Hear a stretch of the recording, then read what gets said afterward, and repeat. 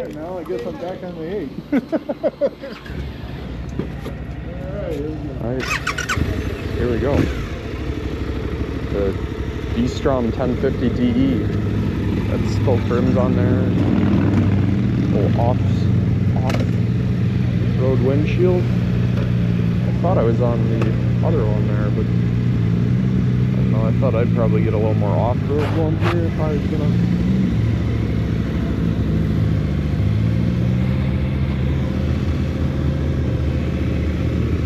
Oh wow, this is pretty upright, pretty comfortable. So, I might do a signal like this to slow down, speed up, something like that. I'll do right, left. That's pretty much it. And everybody else will follow you. So whatever we do, that's what matters at the end of the day, right? Good.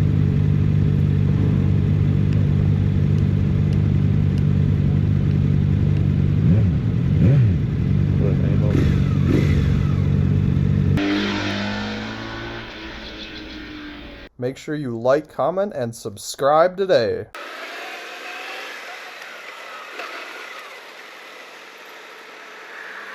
is, again, pretty touchy. I'm going to put it in V.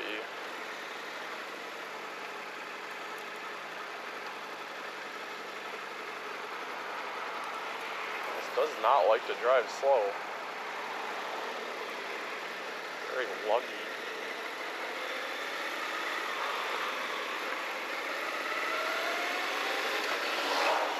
Quick shifter though. I like that.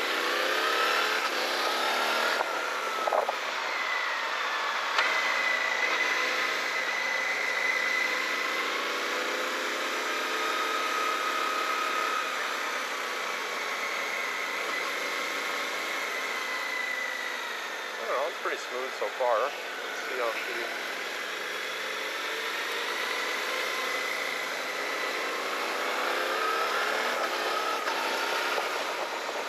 Windy. I definitely would want a bigger windshield. Probably would have gone with the street model then. Oh wow, is that windy. The motor is throwing a lot of heat. I feel a lot of heat on my legs. Not super impressed by that. This windshield leaves much to be desired. I was hoping to get one with the big windshield.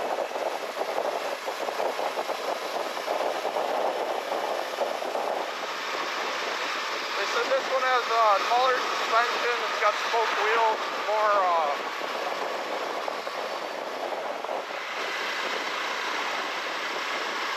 off-road base. I think you wanted to stagger there. This guy wasn't really staggering.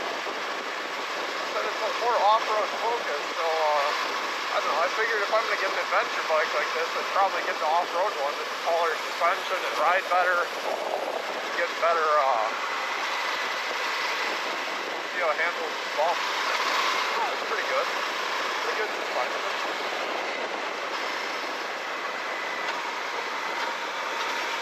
Downshifts pretty good.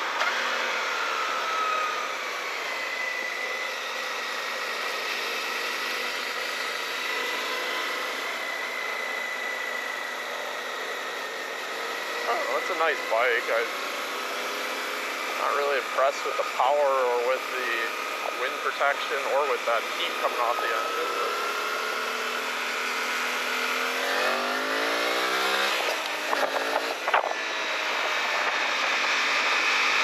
Yeah, power's okay. I mean, it's fine. It's not exciting.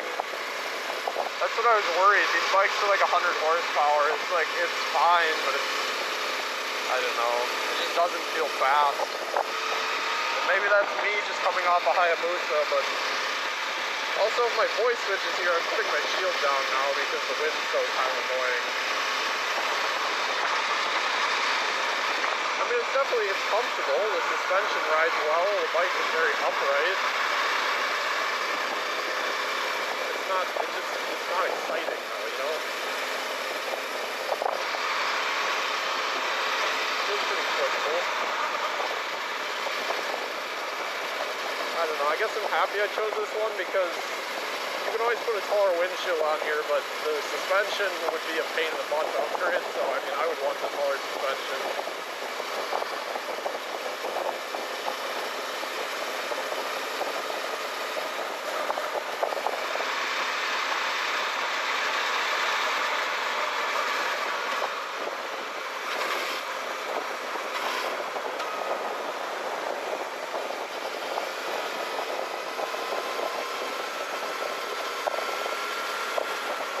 Vibration in the bars right now.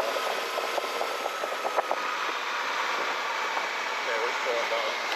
I'll open my shield again. There's a lot of vibration in the bars, honestly. It's, mirrors are good.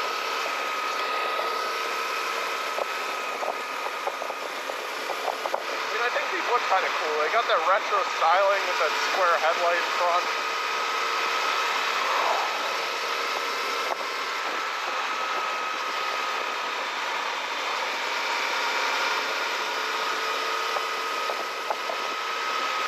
But I don't know, even now you can really feel the vibration in the bars. Like the Hayabusa had a way smoother motor and less vibration. You know, it's a totally different bike, I get that, but like even now, you can still feel the vibration. Sixth gear just really lugging this motor. I mean, it's a V-twin, I get that, but like it is really vibrating. Thought they would rubber mount some more stuff, you know, make it feel better. They got a pretty good quick shifter though.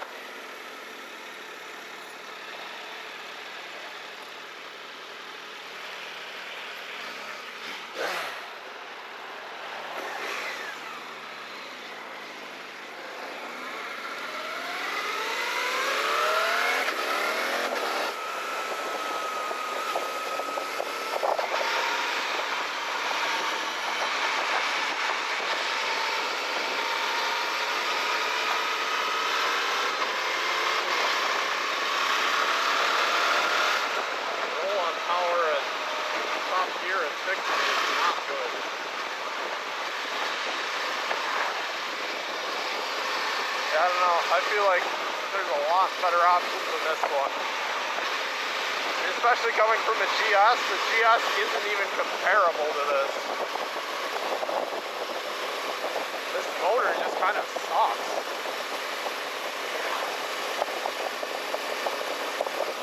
You know what? I'm in V mode. Let's try A mode. Maybe that's why it sucks. I can fucking figure it out. That's a little better. Brakes are really good. Kind of touchy, but good. Good strength. Gosh, this wind is just killing me though.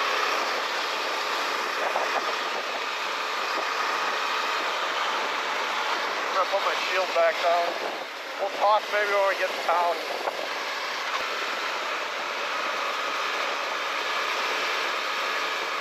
I don't know. I'm not impressed with this, I guess.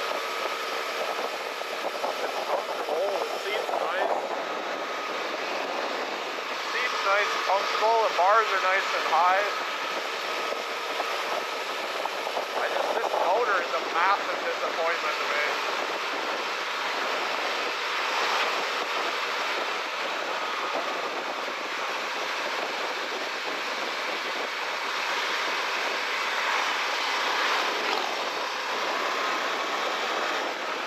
I mean, it's fine, it's got okay power, but it's just, you know,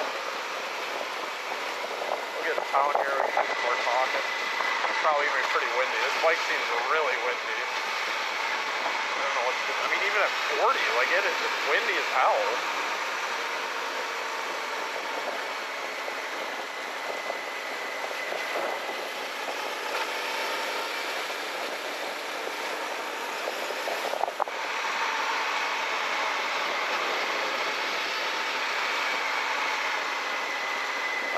Not super impressed. I feel like a Pan America, a GS especially, I know that's way more money, but a GS is way better than this. Pan America, a Tenere, I'm sure, Tenere 700 or a Tenere 1200, I'm sure would just blow this out of the water. Those bikes are super famous for being awesome. And feel like this bike isn't talked about that much, but I see why. It really just kind of sucks.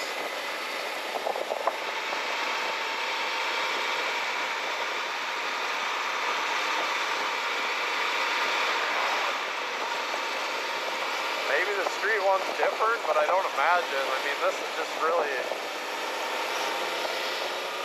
I don't know.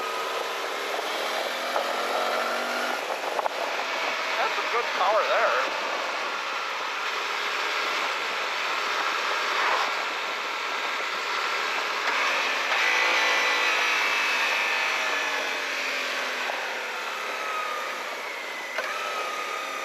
Quick shift is pretty good on these.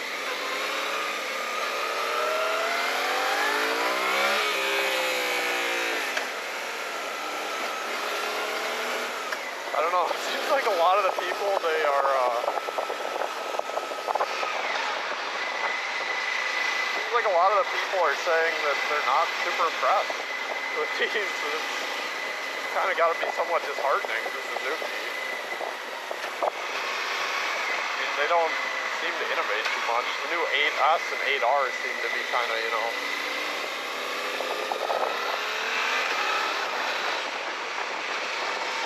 newer and a little more innovative, newer platforms, but it doesn't seem like Suzuki is updating much. This bike's new, they redesigned it not that long ago, and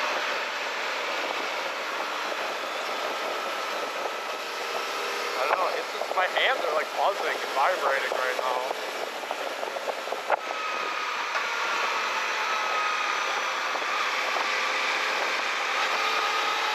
The exhaust isn't particularly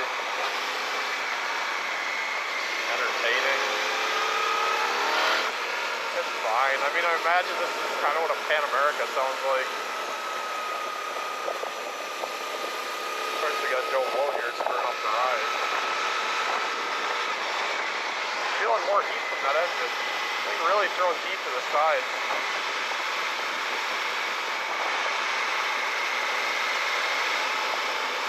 I don't know. I was really impressed with the Hayabusa. This is, it's not so much. I feel like even like a Versys 1000 from Kawasaki, I think those look way better and they're probably way smoother bike, more powerful. Not a Versys, yeah, it is a Versys. This is a V-Strom. That's the Versys. I feel like a Versys 1000 would be way more fun.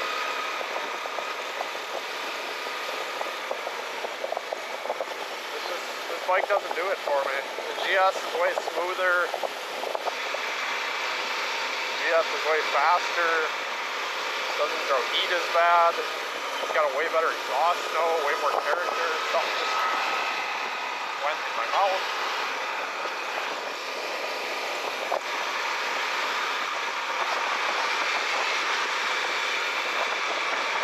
Nice CFD though.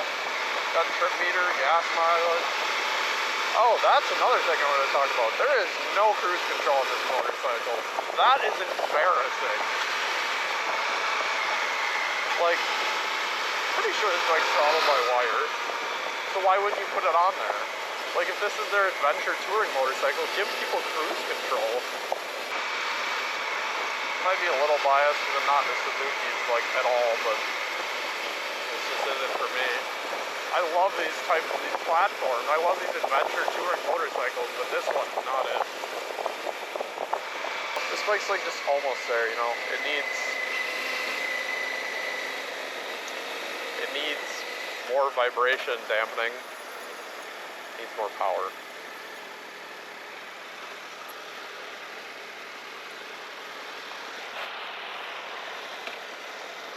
And cruise control.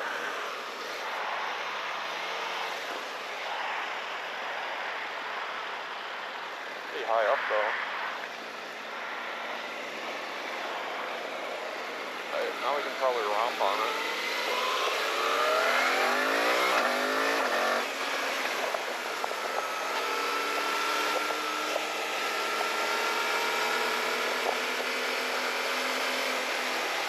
Wow, does that motor throw heat? I feel the heat now.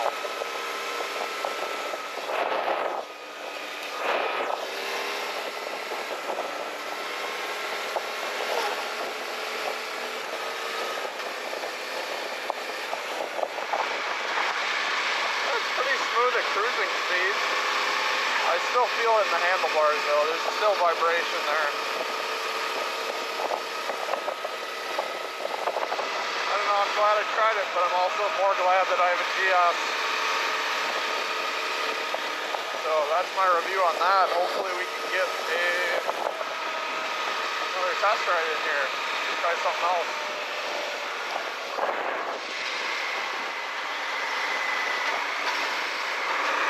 Let's get rocks. Lots of rocks here and they're coming at me.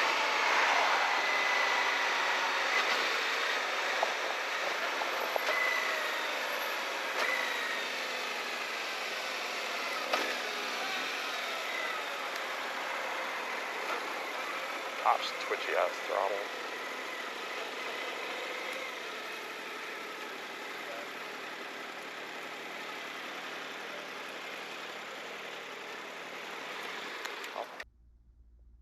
And with that, let's give this motorcycle a Dayton score. This motorcycle is slightly out of place. If you've watched the Hayabusa video, I explained that the video order for some of these bikes I'm reviewing is a little out of order, so I'm moving this bike up.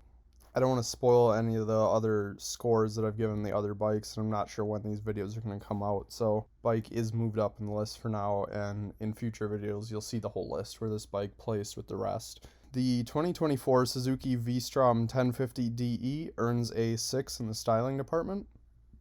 I think this bike looks pretty good. I like the update with the square headlight. Beyond that, not super impressed, I guess. You know, the modern exhaust style with the super big exhaust can on the back of this bike just is really unappealing, and overall this bike just is kind of a little bit better than meh. So not super outstanding styling there. Acceleration's a 7. This bike has reportedly done 0 to 60 in around 4 seconds, so it is pretty quick. And I know I talked about how slow it felt in the video, but you know, just coming off a Hayabusa and going onto a motorcycle with half the horsepower, you know, it was gonna feel a lot slower. Just not the best time for me to feel out the acceleration on this bike, but it is decently quick, you know, 105 horsepower roughly, so, and it's pretty light, so it is kind of quick, but not super quick. But so that gives it a 7 in the acceleration. Handling's a 6, especially when I pulled out of the dealer's parking lot and the bike didn't even want to do under 7 miles an hour. I was like really unimpressed with that, and especially a motorcycle that's going to be doing slow off-road speeds, and it was like cutting out under 7 miles an hour. You know, it doesn't want to handle low speeds that well, but the actual bars turn in at slow speed maneuvers, and it's kind of is pretty good, and it's, you know, high speed, it's pretty flickable, so a little bit better than average. You know, I wasn't super impressed with the high speed, and the low speed, like engine wanting to cut out, obviously take away from this, so just a little bit better than average, 6. Fun factor's a 5. It's not super boring, it's not super fun, it's just kind of in the middle.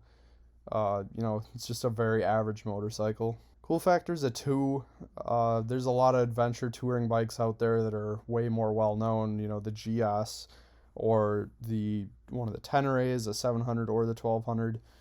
Again, just a UJM motorcycle, pretty much. Nothing super standout about this. Not super cool. No one's gonna recognize it, so 2 for the cool factor there. Features is a 5. This motorcycle is pretty good on the features. You know, it has the gas gauge, it comes with ABS, it's got adjustable modes. You can get heated grips, although the one I had did not have heated grips. And the lack of cruise control was a major letdown on this bike. I'm really surprised that for a throttle-by-wire bike that they didn't have cruise control. So, brings it to the middle, 5. Comfort's a 7. Seat feels pretty good on this. Handlebars are very upright, extremely cushy suspension. You know, this bike's meant to go off-road, so it's going to have that really tall suspension that feels really good. Quality is a 6, a little bit better than just average. You know, it is a Suzuki. Some of the things, especially the handlebars, did not feel premium at all. There was a lot of vibration there. Just some of the parts didn't feel super premium. The lack of cruise control, I was like, this should be a basic feature. It's just missing some of those quality of life features that most people have come to expect. And then also obviously the, you know, engine wanting to cut out, that didn't feel super premium at all. It feels like they could have mapped out the engine a little bit better for this bike. Practicality's a 5. You know, it's not super good at high speed. It's not super fuel efficient. It's kind of just in the middle. It's not it won't hold its value particularly well. It doesn't have the most features, you know. There's nothing special about it. So with that, we're giving it a 5. And then value's a 6. You know, this bike can do a lot. It probably will be pretty reliable, being it's a Japanese motorcycle. It's relatively cheap compared to some other adventure motorcycles, and you know, nothing special there, but it does have some cool features, you know, the adjustable modes and the good suspension. You know, there's just a little bit that brings it above average, so that gives it a 6. Overall, that gives this bike a total score of 55. So with that, thank you for watching, and I'll see you on the next one.